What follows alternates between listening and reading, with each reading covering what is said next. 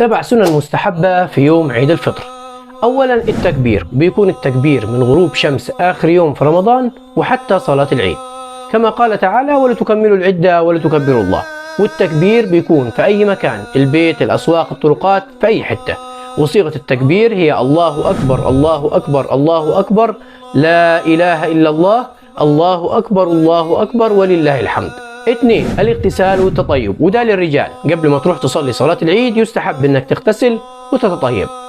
3 التزين في اللباس، يستحب انك تلبس لبس نظيف سواء كان جديد او قديم وانت رايح تصلي صلاة العيد. 4 الاكل قبل الخروج لصلاة عيد الفطر، وده في عيد الفطر بس اظهارا لنعمة الله سبحانه وتعالى على انه تم لينا صيام شهر رمضان.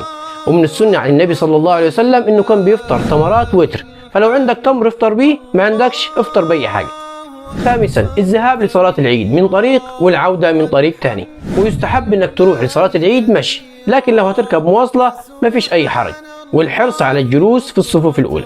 6 يستحب حضور خطبة صلاة العيد، وان كنت مخير انك تستمع الخطبة او تنصرف. 7 تبادل التهنئة مع الاهل والاقارب واظهار الفرح والسرور في العيد. ومن العادات المكروهة في العيد تخصيص أول يوم العيد لزيارة المقابر.